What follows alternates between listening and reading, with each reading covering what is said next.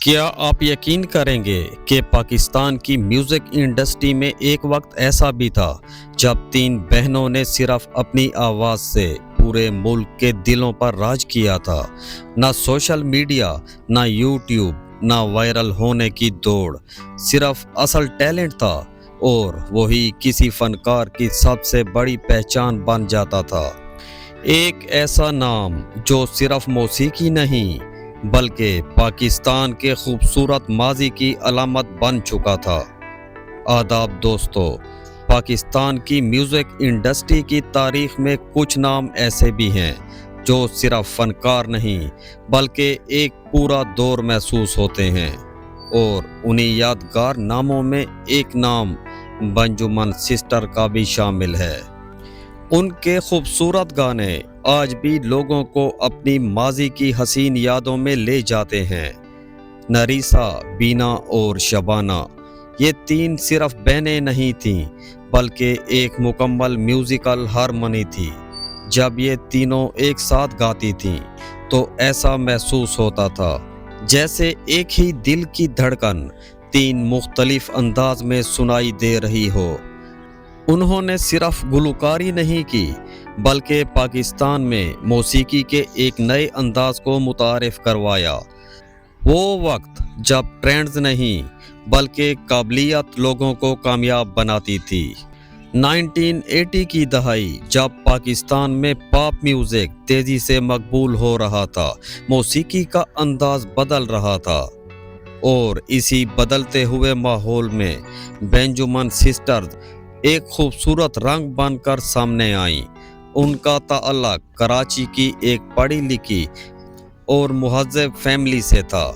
ان کے والد نے نہ صرف ان کی حوصلہ افزائی کی بلکہ انہیں موسیقی کے میدان میں آگے بڑھنے کا پورا موقع دیا۔ اس دور میں جب لڑکیوں کا اسٹیج پر آنا عام بات نہیں سمجھی جاتی تھی، وہاں ایک والد کا اپنی بیٹیوں کے ساتھ مضبوطی سے کھڑا ہونا بہت بڑی بات تھی۔ یہ تینوں بہنیں مسیحی خاندان سے تعلق رکھتی تھیں، لیکن اس وقت لوگوں نے کبھی ان کے مذہب کو ان کی شناخت نہیں بنایا۔ فنکار کو صرف فنکار سمجھا جاتا تھا۔ لوگ صرف آواز، صلاحیت اور پرفارمنس کو اہمیت دیتے تھے۔ بنجمن سسٹرز نے جب میوزک انڈسٹری میں قدم رکھا تو ملک میں جنرل ضیاء الحق کا دور تھا۔ میڈیا اور فنون لطیفہ پر کئی پابندیاں موجود تھیں۔ انہی حالات میں یہ تینوں بہنیں تازہ ہوا کے جھونکے کی طرح سامنے آئیں۔ ان کی سب سے بڑی خاصیت یہ تھی کہ یہ تینوں ایک ساتھ گاتی تھیں۔ اس وقت یہ انداز بالکل نیا تھا۔ لوگوں نے ان کی آوازوں کے امتزاج کو بے حد پسند کیا۔ وہ صرف گلوکارائیں نہیں تھیں بلکہ اپنے وقت کی فیشن آئیکن بھی بن گئی تھیں۔ ان کا ڈریسنگ اسٹائل، ہیئر اسٹائل اور میک اپ نوجوان لڑکیوں میں بہت مقبول تھا۔ اسکولوں، کالجوں اور یونیورسٹیوں میں بہت سی لڑکیاں ان جیسا انداز اپنانے کی کوشش کرتی تھیں۔ یہ کہنا غلط نہیں ہوگا کہ بنجمن سسٹر صرف گانے نہیں گاتی تھیں بلکہ ایک نیا کلچر متعارف کروا رہی تھی۔ ان کی کامیابی کی ایک بڑی وجہ یہ بھی تھی کہ انہیں پاکستان کے بڑے فنکاروں اور پروڈیوسرز کے ساتھ کام کرنے کا موقع ملا۔ پی ٹی وی نے انہیں بہترین پلیٹ فارم فراہم کیا جہاں انہوں نے کئی مشہور موسیقاروں اور پروڈیوسرز کے ساتھ کام کیا۔ 1983 میں انہوں نے عالمگیر کے ساتھ مل کر قومی نغمہ خیال رکھنا پیش کیا۔ اس گانے نے ان کی مقبولیت کو مزید بڑھا دیا۔ یہ تینوں بہنیں بہت کم عمر میں انڈسٹری کا حصہ بن گئی تھیں۔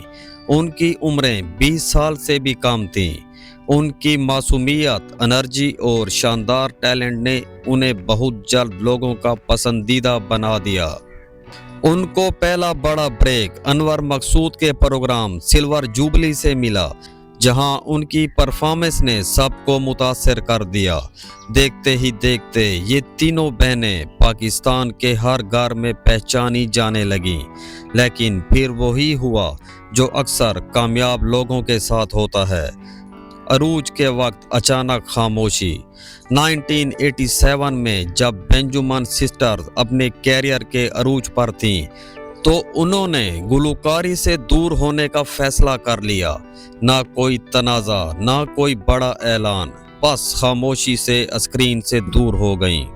उसकी एक बड़ी वजह नरीसा की शादी थी। फिर बाकी दोनों बहनों ने भी अपनी ज़ाती ज़िंदगी को तरजीह दी, क्योंकि उनकी असल ताकत उनका एक साथ होना था। शादियों के बाद वो अपनी घरेलू जिंदगियों में मसरूफ़ हो गईं। बच्चों, ख़ानदान और घर की ज़िम्मेदारियों ने उनकी तरजीहात बदल दी। बीना तो बाद में मुल्क से बाहर भी मुंतकिल हो गईं।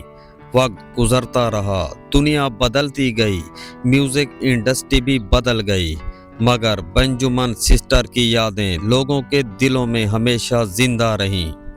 फिर कई साल बाद एक खूबसूरत लम्हा आया जब कोक स्टूडियो और दीगर म्यूजिक प्लेटफार्म्स के जरिए उन्हें दोबारा स्क्रीन पर देखा गया। एक बार फिर ये तीनों बहनें एक साथ नजर आईं, और जब उन्होंने दोबारा मिलकर गाया तो लोगों को यूं महसूस हुआ जैसे वक्त दोबारा पीछे चला गया हो। जिन लोगों ने उन्हें 80s की दहाई में सुना था, उनकी आंखें नम हो गईं, जैसे बरसों पुरानी यादें दोबारा जिंदा हो गई हों। अपने इंटरव्यूज में उन्होंने बताया कि उन्होंने गुलकारी क्यों छोड़ी और दोबारा वापस आने का फैसला क्यों किया। उन्होंने कहा कि वो अपनी ज़ाती ज़िंदगी और ज़िम्मेदारियों में मसरूफ़ हो गई थी, लेकिन अब दोबारा मौसीकी से जुड़ना चाहती हैं। लेकिन हकीकत ये है कि अब वक्त बहुत बदल चुका है। आज सिर्फ अच्छी आवाज़ काफ़ी नहीं, बल्कि सोशल मीडिया, मार्केटिंग और मुसलसल मौजूदगी भी ज़रूरी समझी जाती है। शायद इसीलिए वो दोबारा वैसा कम बैक ना कर सकी जैसा उनके मद्दाह चाहते थे, लेकिन इससे उनकी अहमियत हरगिज़ कम नहीं हुई। आज भी 80 की दहाई से ताल्लुक़ रखने वाले लोग बेंजुमन सिस्टर्स को नहीं भूले। उनके गाने आज भी यादों में जिंदा हैं, और जब कभी अचानक उनकी आवाज़ सुनाई दे तो चेहरे पर मुस्कुराहट आ ही जाती है। अगर आज की बात करें तो नरीसा एक टीचर के तौर पर काम कर रही हैं और कराची के एक मारूफ स्कूल में पढ़ाती हैं। शबाना अपनी फैमिली के साथ खुशगवार जिंदगी गुजार रही हैं, जबकि बीना वॉइस ओवर आर्टिस्ट के तौर पर काम कर रही हैं। तीनों बहनें अपनी अपनी ज़िंदगी में खुश, मुतमईन और सेहतमंद हैं, और शायद यही असल कामयाबी होती है कि इंसान ज़िंदगी के हर मरहले में सुकून महसूस करे।